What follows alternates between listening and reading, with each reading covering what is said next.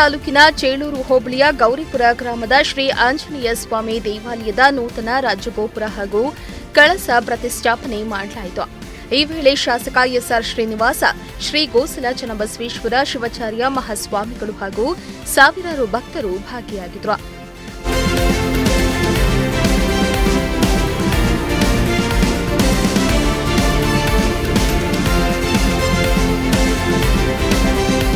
ದೇಗುಲದ ರಾಜಗೋಪುರದ ಪ್ರತಿಷ್ಠಾಪನೆಯಲ್ಲಿ ಭಾಗಿಯಾಗಿ ಮಾತನಾಡಿದ ಶಾಸಕ ಎಸ್ಆರ್ ಶ್ರೀನಿವಾಸ್, ಪ್ರತಿಯೊಬ್ಬರು ಹುಟ್ಟು ಸಾವಿನ ಮಧ್ಯೆ ಸಮಾಜಕ್ಕೆ ಉತ್ತಮ ಕೊಡುಗೆ ನೀಡಿ ನೆನಪಿನಲ್ಲಿ ಉಳಿಯುವ ಕೆಲಸ ಮಾಡಬೇಕು. ಅಲ್ಲದೆ ಬುದ್ಧ ಬಸವಣ್ಣರ ಆದರ್ಶಗಳು ಸಮಾಜಕ್ಕೆ ಉತ್ತಮ ಕೊಡುಗೆಯಾಗಿದ್ದು, ಅದೇ ರೀತಿಯಾಗಿ ನಾವು ಅವರ ತತ್ವ ಸಿದ್ಧಾಂತಗಳನ್ನು ಅಳವಡಿಸಿಕೊಂಡು ಉತ್ತಮ ಸಮಾಜ ನಿರ್ಮಾಣ ಮಾಡಬೇಕೆಂದು ತಿಳಿಸಿದರು. ಅತ್ಯಂತ ಉತ್ಸಾಹದಿಂದ ಮಾಡ್ತಕ್ಕಂಥದ್ದು ನಮ್ಮಲ್ಲೇನೋ ಒಂದು ರೀತಿ ನಂಬಿಕೆ. ನಾವು ಆಂಜನೇಯ ಸ್ವಾಮಿ ಜಾತ್ರೆ ಮಾಡಿದ್ರೆ ಆಂಜನೇಯ ಸ್ವಾಮಿಗೆ ನಾವು ಭಕ್ತಿಯಿಂದ ನಡ್ಕೊಂಡ್ರೆ ನಮ್ಮ ಜೀವನ ಸುಗಮವಾಗುತ್ತೆ, ನಮ್ಮ ಜೀವನ ಸುಂದರವಾಗಿ ಬೇರೆ ಹೋಗುತ್ತೆ ಅಂತಕ್ಕಂಥ ಭಾವನೆಯನ್ನು ನಾವೆಲ್ಲರೂ ಕೂಡ ಹೊಂದಿರ್ತಕ್ಕಂಥವ್ರು. ನಮ್ಮ ದೇಶದಲ್ಲಿ ಹೆಚ್ಚು ನಾವು ದೇವರ ಬಗ್ಗೆ ಬಲವನ್ನು ಹೊಂದಿರ್ತಕ್ಕಂಥವ್ರು.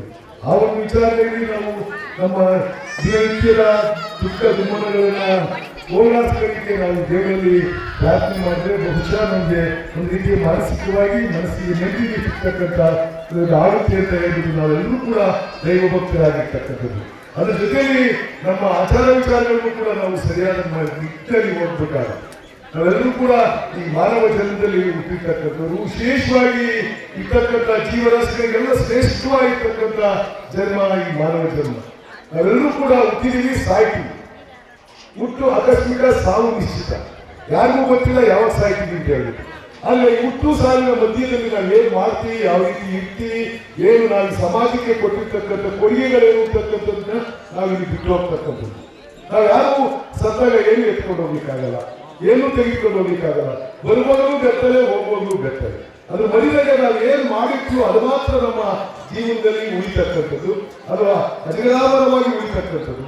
ಈಗ ಇಲ್ಲಿ ಇರ್ತಕ್ಕಂಥ ಮಹಾನುಭಾವರೆಲ್ಲ ನೋಡಿ, ಬಸವಣ್ಣವರಿಗಾದಿಯಾಗಿ ಎಲ್ಲ ಬುದ್ಧ ಬಸವ ಎಲ್ಲರಿಗೂ ನೋಡಿ, ಎಲ್ಲರೂ ಕೂಡ ಅವರ ಆದರ್ಶಗಳಿಂದ ಇವತ್ತು ಈ ಸಮಾಜದಲ್ಲಿ ಇವತ್ತು ಕೂಡ ಜೀವಂತವಾಗಿ ಉಳಿದಿರ್ತಕ್ಕಂಥದ್ದು ನಾವು ಕಾಡ್ತೀವಿ. ಇನ್ನು ಬೆಟ್ಟದಹಳ್ಳಿ ಗವಿಮಠದ ಶ್ರೀ ಚಂದ್ರಶೇಖರ ಸ್ವಾಮಿಗಳು ಮಾತನಾಡಿ, ತನ್ನಲ್ಲಿ ತಾನು ದೈವ ಕಾಣು ಎಂಬಂತೆ ಮನುಷ್ಯನಲ್ಲಿ ಆತ್ಮವು ದೇವರಿದ್ದಂತೆ.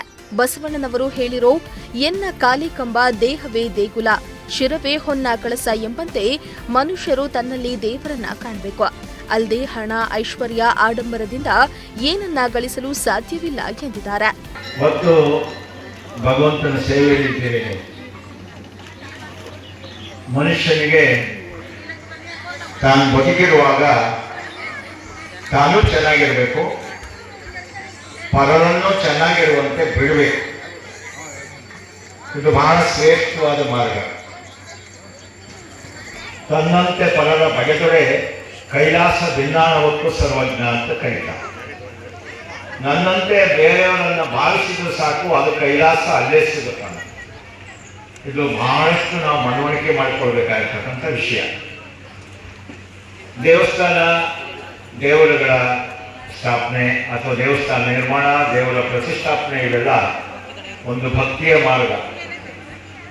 ಪರಮಾತ್ಮನ ಇರುವಿಕೆಯನ್ನ, ಪರಮಾತ್ಮನನ್ನ ನೋಡುವ ಬಗೆಯನ್ನ ಬಹಳಷ್ಟು ಮಂದಿ ದಾರ್ಶನಿಕರು, ಶಿವಯೋಗಿಗಳು, ಸಾಧು ಸಂತರು, ಸಾಧುಗಳು ತಿಳುವಳಿಕೆ ಮಾಡಿಕೊಟ್ಟಿದ್ದಾರೆ.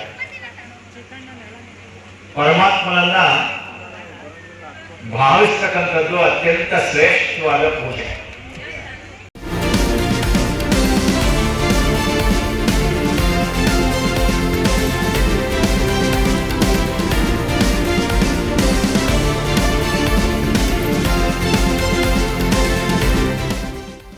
ದೇವರಾಜು, ಪ್ರಜಾಶಕ್ತಿ ಟಿವಿ, ಗುಬ್ಬಿ.